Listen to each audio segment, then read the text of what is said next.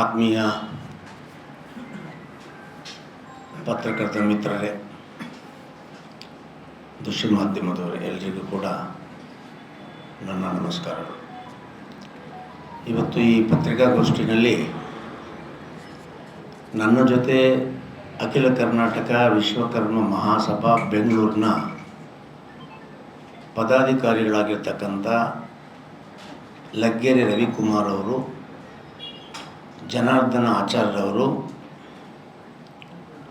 ಲೋಕೇಶ್ ತಿಟ್ಟಳ್ಳಿಯವರು, ಜಗದೀಶ್ ಪೀಣ್ಯ ಅವರು, ನಮ್ಮ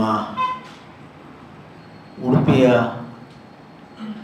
ಉಪಾಧ್ಯಕ್ಷರಾದಂಥ ಗಂಗಾಧರಾಚಾರ್ಯರು ಮತ್ತು ಉಡುಪಿಯ ಗೋಪಾಲ್ ಅವರು ಈ ಪತ್ರಿಕಾಗೋಷ್ಠಿನಲ್ಲಿ ನನ್ನ ಜೊತೆಯಲ್ಲಿ ಕೂತಿದ್ದಾರೆ. ತಮಗೆಲ್ಲ ಗೊತ್ತಿರೋ ಹಾಗೆ ಪುತ್ತೂರಿನ ಪೂಜಾ ಆಚಾರ್ಯವರ ಪ್ರಕರಣ ಸಂಪೂರ್ಣವಾಗಿ ತಮಗೆ ಗೊತ್ತಿದೆ. ನಾನು ಈ ವಿಚಾರಕ್ಕೆ ಸಂಬಂಧಪಟ್ಟಂಗೆ ಹಿಂದೆ ಅವರು ಸ್ಟೇ ತಗೊಂಡು ಬಂದಂಥ ಸಂದರ್ಭದಲ್ಲಿ ಮತ್ತು ಅವರ ಜೊತೆ ಮಾತುಕತೆ ಆದಂಥ ಸಂದರ್ಭದಲ್ಲಿ ಏನೆಲ್ಲ ನಡೀತು ಅಂತ ತಮ್ಮ ಗಮನಕ್ಕೆ ತಂದಿದ್ದೆ ಅವತ್ತು. ಅದಾದ ನಂತರ ನಾನು ಇವತ್ತೇ ನಿಮ್ಮಗಳನ್ನು ಉದ್ದೇಶಿಸಿ ಮಾತಾಡ್ತಾ ಇದ್ದೇನೆ. ಈ ಎಲ್ಲ ವಿದ್ಯಮಾನಗಳಾದ ನಂತರ ನಮ್ಮ ಕೃಷ್ಣ ಜಯರಾವ್ ಅವರ ಏನು ಮದುವೆಗೆ ಅವ್ರ ತಂದೆಯೂ ಸೇರಿದಂತೆ ನಿರಾಕರಿಸಿದ್ರು. ಅದಕ್ಕೆ ಸಂಬಂಧಪಟ್ಟಂಗೆ ನಾವು ಕೋರ್ಟಿನ ಮುಖಾಂತರನೇ ನ್ಯಾಯಕ್ಕಾಗಿ ಹೋರಾಟ ಮಾಡ್ತೇವೆ ಅಂತ ತೀರ್ಮಾನವನ್ನು ತಗೊಂಡಿದ್ವಿ. ಅದಾದ ನಂತರ ಅವರು ಕೂಡ ಕೃಷ್ಣ ಜಯರಾವ್ ಬಿಟ್ಟು ಉಳಿದವರ ಎಲ್ಲರ ಮೇಲೆ ಸ್ಟೇ ತಂದರು. ಅದರಲ್ಲಿ ಅವ್ರನ್ನ ತೆಗಿಬೇಕು ಅನ್ನುವಂಥ ಸ್ಕ್ವಾಶನ್ನು ಕೂಡ ಹಾಕ್ಕೊಂಡಿದ್ರು ಹೈಕೋರ್ಟಲ್ಲಿ. ಅದಕ್ಕೆ ನಾವು ಕೂಡ ಸೀನಿಯರ್ ಕೌನ್ಸಿಲ್ ಇಟ್ಟು ಅದಕ್ಕೆ ಸಂಬಂಧಪಟ್ಟಂಥ ಎಲ್ಲ ರೀತಿ ಹೋರಾಟಗಳನ್ನು ಕೂಡ ನಾವು ಕೋರ್ಟ್ ಮುಖಾಂತರ ಮಾಡಿದ್ವಿ. ಕಳೆದ ತಿಂಗಳು ಹೈಕೋರ್ಟಿನ ನ್ಯಾಯಪೀಠ ಪ್ರತಿ ತಿಂಗಳು ಅವರಿಗೆ 75,000 ರೂಪಾಯಿ ಮಗುವಿನ ಆರೈಕೆ, ತಾಯಿ ಆರೈಕೆಗೋಸ್ಕರ, ಮೇಂಟೆನೆನ್ಸ್ ಅಲ್ಲ, ಅದು ಆರೈಕೆಗೋಸ್ಕರ 75,000 ರೂಪಾಯಿ ಕೊಟ್ಟರೆ ಸ್ಟೇ ಕೊಡ್ತೀನಿ ಅಂತ ಮಾನ್ಯ ನ್ಯಾಯಾಧೀಶರು ಹೇಳಿದರು. ಅದೇ ರೀತಿ ಆರ್ಡರ್ ಮಾಡಿದರು. 1ನೇ ತಾರೀಕು ದಿವಸ ಅವರು ದುಡ್ಡು ಕಟ್ಟಬೇಕಾಗಿತ್ತು. ಅದು ಕಟ್ಟಿಲ್ಲ. ಅದಾದ ನಂತರ ನಾವು ಏನು ಬೇಕೋ ಅದಕ್ಕೆ ಪ್ರೋಸೆಸ್ ಮಾಡಿದ್ವಿ.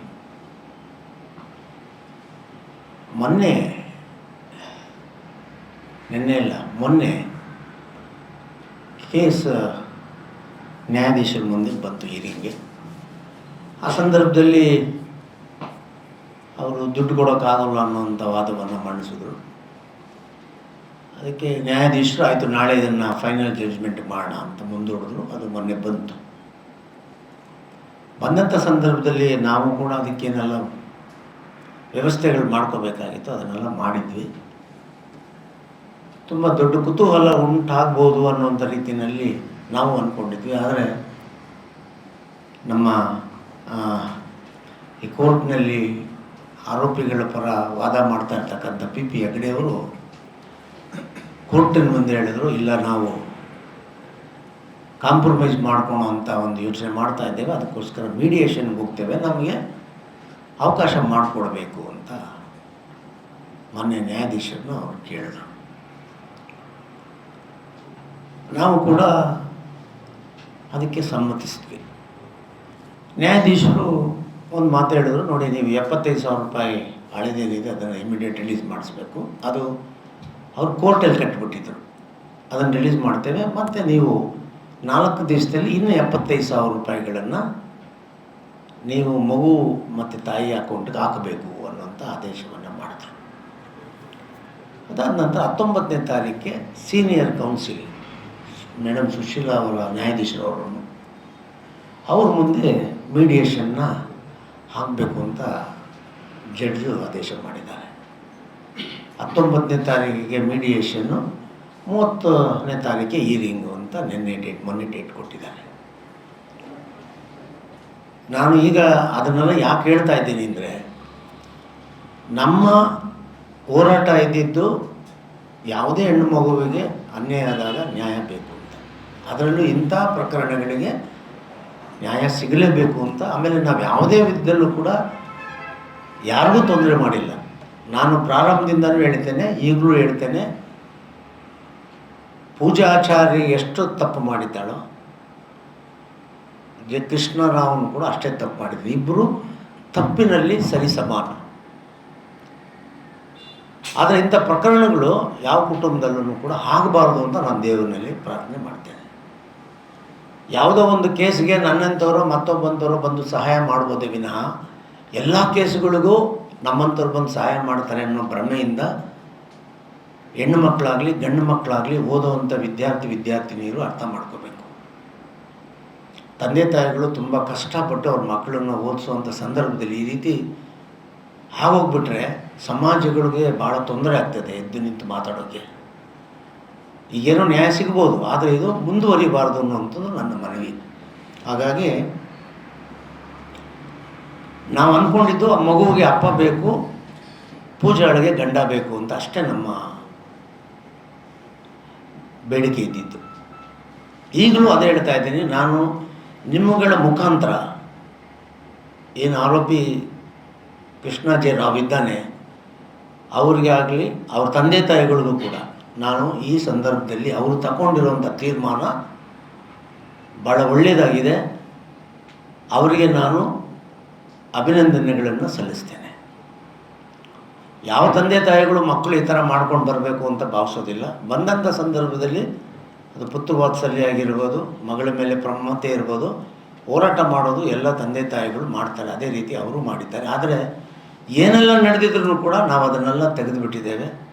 ಈ ಪ್ರಕರಣ ಒಂದು ಸುಖಾಂತ್ಯ ಕಾಣಬೇಕು. 19ನೇ ತಾರೀಕು ಏನು ಮೀಡಿಯೇಷನ್ ಇದೆ ಅದರಲ್ಲಿ ಆ ತಂದೆ ತಾಯಿಗಳು ಸಂಪೂರ್ಣವಾಗಿ ಆ ಮಗುವಿಗೆ ಮತ್ತು ಪೂಜಾಳಿಗೆ ನ್ಯಾಯ ಕೊಡ್ತಾರೆ, ಅವರ ಮನೆಯನ್ನು ತುಂಬಿಸ್ಕೋತಾರೆ ಅನ್ನೋಂಥ ಭರವಸೆ ನಂದಾಗಿದೆ. ಮತ್ತು ಇವತ್ತೇ ನಾನು ಬಂದು ಮಾತಾಡೋದಕ್ಕೆ ಕಾರಣ ಏನಪ್ಪ ಅಂದರೆ, ಈ ವಿಷಯಾಂತರ ಆಗಬಾರ್ದು ಅಂತ. ವಿಷಯ ಪೂರ್ಣ ಗೊತ್ತಿರೋವಂಥ ನಾನೇ ಇದನ್ನು ಒಂದು ಏನು ನಡೆದಿದೆ ಅಂತ ತಮ್ಮಗಳ ಗಮನಕ್ಕೆ ತಂದರೆ, ಇದು ಬೇರೆ ರೀತಿ ವಿಷಯಾಂತರ ಆಗದೆ ಅವ್ರುಗಳಿಗೂ ಕೂಡ ಯಾವುದೇ ನೋವುಗಳನ್ನು ಕೊಡ್ದಿರ 19ನೇ ತಾರೀಕಿನ ದಿವಸ ಒಳ್ಳೆಯದಾಗಲಿ, ಏನು ನಡೆದಿದೆ ಕೋರ್ಟಲ್ಲಿ ಅದು ನಿಮಗೆ ಮುಂದೆ ಹೇಳಬೇಕು ಅನ್ನೋ ಉದ್ದೇಶಕ್ಕೋಸ್ಕರನೇ ನಾನು ಇವತ್ತು ಪತ್ರಿಕಾಗೋಷ್ಠಿಯನ್ನು ಮಾಡ್ತಾ ಇರೋದು. ನಾನು ಯಾರ ಮೇಲೂ ಕೂಡ ಆರೋಪ ಮಾಡ್ತಾ ಇಲ್ಲ. ನಮ್ಮ ಆರೋಪಿ ಕೃಷ್ಣ ಜೆ ರಾವ್ ಅವರ ಪರ ವಹಿಸ್ಕೊಂಡಿರುವಂಥ ಸೀನಿಯರ್ ಕೌನ್ಸಿಲ್ PP ಹೆಗ್ಡೆಯವ್ರಿಗೂ ಕೂಡ ನಾನು ಅಭಿನಂದನೆಯನ್ನು ಸಲ್ಲಿಸ್ತೇನೆ. ಯಾಕಂತ ಹೇಳಿದ್ರೆ ಅವ್ರಿಗೂ ಗೊತ್ತಾಗಿದೆ ಈ ಪ್ರಕರಣ ಒಂದು ಸುಖಾಂತ್ಯದಲ್ಲಿ ಆಗಬೇಕು ಅನ್ನುವಂಥ ಮನಸ್ಸನ್ನು ಅವರು ಮಾಡಿದ್ದಾರೆ. ಅವ್ರುಗಳಿಗೆ ತಂದೆ ತಾಯಿಗಳಿಗೆ ಮತ್ತು ಹುಡುಗನಿಗೆಲ್ಲ ಹೇಳಿ ಒಪ್ಪಿಸಿದ್ದಾರೆ, ಅಥವಾ ಅವರೇ ಇವರು ಎಲ್ಲ ಸೇರಿ ಮಾತಾಡಿ ಒಂದು ಒಮ್ಮತದ ಅಭಿಪ್ರಾಯಕ್ಕೆ ಬಂದು ಇಂಥ ಒಂದು ಒಳ್ಳೆಯ ನಿರ್ಧಾರವನ್ನು ತಗೊಂಡಿದ್ದಾರೆ ಅಂತ ನನಗನ್ನಿಸಿದೆ. ಹಾಗಾಗಿ ಈ ವಿಷಯದಲ್ಲಿ ಮಾಧ್ಯಮ ಮಿತ್ರರು, ಪತ್ರಿಕಾ ಮಿತ್ರರೆಲ್ಲ ಒಂದು ಹೆಣ್ಣಿಗೆ ಆದಂಥ ಅನ್ಯಾಯದ ಸಂದರ್ಭದಲ್ಲಿ ನೀವುಗಳು ನನಗೆ ಮತ್ತು ಆ ಹುಡುಗಿ ಮಗು ಮತ್ತು ಅವರಿಗೆ ಏನೆಲ್ಲ ನೀವು ಬೆನ್ನೆಲುಬಾಗಿದ್ದರೆ ನಿಮ್ಮಗಳಿಗೆ ಈ ವಿಚಾರ ನಾನು ಹೇಳಬೇಕು ಅಂತ ಬಂದಿದ್ದೆ. ಅದು ಅಲ್ಲದೆ 17ನೇ ತಾರೀಕಿಗೂ ಮಗುವಿಗೆ ನಾಮಕರಣ ದಿನಾಂಕವನ್ನು ಕೂಡ ಪುತ್ತೂರಿನಲ್ಲಿ ಫಿಕ್ಸ್ ಮಾಡಿದ್ವಿ. ನಾವು 17ಕ್ಕೆ ನಾವೆಲ್ಲ ಹೋಗಿ ಮಗುವಿಗೆ ಹೆಸರೆಲ್ಲ ಇಟ್ಟು ಎಲ್ಲ ಮಾಡಬೇಕು ಅಂತ ತೀರ್ಮಾನ ಮಾಡಿದ್ವಿ. ಯಾವಾಗ 19 ಅಂತ ಆಯಿತು ಅದನ್ನು ಮುಂದಕ್ಕೆ ಹಾಕಿದ್ವಿ. ಅಂದರೆ ಮಗುವಿನ ಅದೃಷ್ಟ ಅಪ್ಪನೇ ಅವನ ಸಮ್ಮುಖದಲ್ಲೇ ಮಗುಗೆ ನಾಮಕರಣ ಆಗ್ಬೋದು ಅಂತ ಏನಾದರೂ ದೈವ ನಿರ್ಣಯ ಮಾಡಿದರೆ ಅದರಂತೆ ಆಗಲಿ ಅಂತ ಅದನ್ನು ಕೂಡ ಕ್ಯಾನ್ಸಲ್ ಮಾಡಿದ್ವಿ ನಾವು. ಇನ್ನೇನು ಯಾವುದೇ ರೀತಿಯಾದಂಥ ಗೊಂದಲ ಇಲ್ಲ.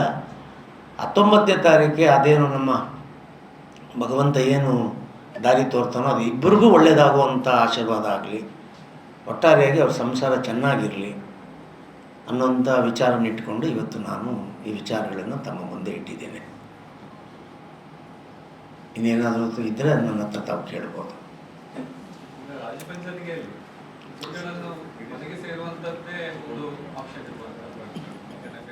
ಹಾಂ ಸರ್, ಅವರ ಗೊತ್ತಿಲ್ಲಲ್ಲ ನನಗೆ. ಈಗ ನಮ್ದಿರೋ ಒಂದೇ ಸರ್, ನನಗಾಗಲಿ ನಿಮ್ಗಾಗಲಿ ಯಾರಿಗೇ ಆಗಲಿ ರಾಜ ಪಂಚಾಯತಿ ಅದು ಈಗ ಕೋರ್ಟ್ ಮುಖಾಂತರನೇ ಆಗೋದಲ್ಲ ಮೀಡಿಯೇಷನ್ನು. ಈ ಮೂರನೇ ವ್ಯಕ್ತಿ ನಾನು ಕೂಡ ಹೋಗಂಗಿಲ್ಲ ಅಲ್ಲಿ ಅವರ ವಕೀಲರು ನಮ್ಮ ವಕೀಲರು ಮಾತ್ರನೇ ಸೀನಿಯರ್ ಕೌನ್ಸಿಲ್ ಮುಂದೆ ಕೂತ್ಕೊಂಡು ಮೀಡಿಯೇಷನಲ್ಲಿ ಹೇಳ್ತಾರೆ. ನಮ್ದಿರೋದು ಒಂದೇ ವಿಷಯ, ಮಗುಗೆ ಅಪ್ಪ ಸಿಗಬೇಕು, ಅವಳಿಗೆ ಗಂಡ ಸಿಗಬೇಕು, ಅಷ್ಟೇ ಅಲ್ಲ. ಅವ್ರ ಸಂಸಾರ ಅವ್ರು ನೋಡ್ಕೋತಾರೆ. ಮತ್ತು ನಮ್ದು ಯಾವುದು ಕಂಡೀಷನ್ ಏನಿಲ್ಲ, ಅವ್ರ ಆಸ್ತಿ ಪಾಸ್ತಿ ಅದ್ರ ಸಂಬಂಧ ಏನು ನಮ್ದು ಏನಾದ್ರು ಒಂದು ಚಕಾರನೂ ಕೂಡ ಇಲ್ಲ. ಇಬ್ಬರು ತಪ್ಪು ಮಾಡಿದ್ರು, ಎರಡು ಕುಟುಂಬಗಳು ಕೂಡ ನೋವನ್ನು ತುಂಬ ಅನುಭವಿಸಿದ್ದಾರೆ, ಅವಮಾನಗಳನ್ನು ಅನುಭವಿಸಿದ್ದಾರೆ. ಅದಕ್ಕೆಲ್ಲ ಒಂದು ಸಮಾಪ್ತಿ ಆಗುವಂಥ ಒಂದು ತೀರ್ಮಾನ ಆಗೋಗಿಲಿ, ಒಳ್ಳೆಯದಾಗಲಿ ಅಂತ ಅಷ್ಟೇ. ರಾಜಿ ಪಂಚಾಯತಿಗೆ ನಾವಿಲ್ಲ ಅಲ್ಲಿ. ಮೊದಲಿತ್ತು, ಅದೆಲ್ಲ ಗೊತ್ತಿದೆ, ಅದು ಮತ್ತೆ ಮರುಕಳಿಸೋದು ಬೇಡ, ಅದು ಆಗೋಯ್ತು. ನಾವೆಲ್ಲವೂ ಮರೆತಿದ್ದೇವೆ. ಕೋರ್ಟ್ ಮುಖಾಂತರ ಏನು ಸಿಗಬೇಕು ಸಿಕ್ಕಿದೆ ಅಂತ ನಾನು ಅಂದ್ಕೊಂಡಿದ್ದೀನಿ. 19ನೇ ತಾರೀಕು ನಂತರ ಏನಾದರೂ ಒಳ್ಳೆಯದಾದರೆ ನೀವು ಇದ್ದೀರಿ, ಒಳ್ಳೆಯದೇ ಆಗುತ್ತೆ ಅನ್ನೋಂಥ ಭರವಸೆಯಲ್ಲಿ ನಾನಿದ್ದೇನೆ. ಒಂದು ವೇಳೆ ಈಗ ನೀವು ಹೇಳಿದ್ರೆ ಮನೆಗೆ ತುಂಬಿಸ್ಕೊಳ್ತಾರೆ ಅಂತ ವಿಶ್ವಾಸ ಇದೆ, ಅದಕ್ಕೆ ನಾವು ವ್ಯತಿರಿಕ್ತವಾಗಿ ಎಲ್ಲಾದ್ರೂ ನಾವು ಪರಿಹಾರ ಮಾತ್ರ ಕೊಡ್ತೀವಿ, ಈ ಥರದ್ದು ಏನಾದರೂ ಬಂದರೆ ಏನು? ಇಲ್ಲ ಸರ್, ಅದಕ್ಕೆ ಅವಕಾಶ ಇಲ್ಲ ಇಲ್ಲಿ ಅವ್ರೇನಾದರೂ ಹೇಳ್ಬೋದು, ಆದರೆ ಇಲ್ಲ. ಆ ಹುಡುಗಿಗೆ ಜೀವನ ಬೇಕಷ್ಟೇ. ಇಲ್ಲಾಂದರೆ ನಾವೆಲ್ಲ ದುಡ್ಡು ಕಾಸು ನಾವೆಲ್ಲ ನೋಡದೇ ಇರೋದ ಸರ್. ನಾವೇ ಮಾಡಿಬಿಡ್ತಾ ಇದ್ವಿ ದುಡ್ಡು ಬೇಕು ಅಂತಿದ್ರೆ. ಹಂಗೆಲ್ಲ ಆಗೋಲ್ಲ. ಅವಳಿಗೆ ಜೀವನ ಬೇಕು, ಆ ಮಗುಗೆ ತಂದೆ ಬೇಕು, ಅವಳಿಗೆ ಗಂಡ ಬೇಕು ಅಷ್ಟೇ. ಅದು ಬಿಟ್ಟು ಬೇರೆ ಯಾವುದನ್ನು ಕೂಡ ಅಂತ ಅವರು ಅಕ್ಸೆಪ್ಟ್ ಮಾಡ್ಕೊಳೋದಿಲ್ಲ. ನಾನು ಹೇಳೋದಲ್ಲ, ಅವರು ಒಪ್ಪೋದಿಲ್ಲಲ್ಲ.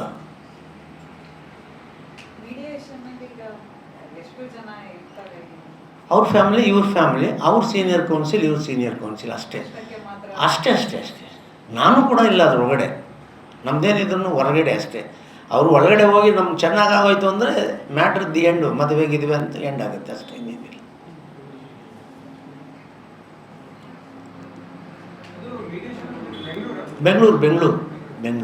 ಬೆಂಗಳೂರು ಹೈಕೋರ್ಟಲ್ಲಿರುತ್ತೆ. ಇನ್ನೊಂದು ಕಡೆ ಇದೆ, ಅದು ಅಲ್ಲಿ ಸೀನಿಯರ್ ಕೌನ್ಸಿಲ್ ಇದ್ದಾರೆ, ಅವರು ಮೇಡಮ್ ಸುಶೀಲಾ ಮೇಡಮ್ ಅಂತ ಜಡ್ಜ್ ಅವರು, ಅವ್ರ ಮುಂದೆ ಆಗುತ್ತೆ.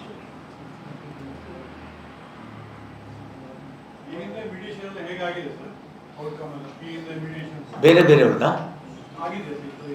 ನಮ್ಮ ವಿಚಾರದಲ್ಲ ಅಲ್ಲ, ಬೇಕಾದಷ್ಟು ಲಕ್ಷಾಂತರ ಆಗಿದೆ. ದಿನ ಮೀಡಿಯೇಷನ್ ಇದ್ದೇ ಇರುತ್ತಲ್ಲ ಸರ್, ಒಂದಲ್ಲ ಒಂದು ರೀತಿಯಲ್ಲಿ. ನಾವು ಮೊನ್ನೆ ಕೋರ್ಟ್ಗೆ ನಾವಿದ್ದಾಗ ಎದುರುಗಡೆ ಜಡ್ಜ್ ಮುಂದೆನೇ ಕ್ಲಿಯರ್ ಆಗೋಯ್ತು. ಈ ಥರ ಭಾಳಷ್ಟು ನಿದರ್ಶನಗಳಿದೆ. ಅಂದರೆ ಇಲ್ಲೇನಪ್ಪ ಅಂದರೆ ಎರಡು ಫ್ಯಾಮಿಲಿ ಒಂದು ಒಪ್ಪಂದಕ್ಕೆ ಬರಬೇಕಷ್ಟೇ. ಮೋಸ್ಟ್ಲಿ ಬರಬಹುದು. ಇನ್ನೇನಿದೆ ಹೋರಾಟ ಮಾಡೋದು. ಅಪ್ಪ ಅಂತ ಅನ್ಸ್ಕೊಂಡ ನಂತರ, ಬಯಲಾಜಿಕಲ್ ಫಾದರ್ ಅಂತ ಅನ್ಸ್ಕೊಂಡ ನಂತರ ಇನ್ನೇನಾಗುತ್ತೆ? ಒಳ್ಳೇದಾಗಬೇಕು ಅವ್ರ ಸಂಸಾರ ಅಷ್ಟೇ.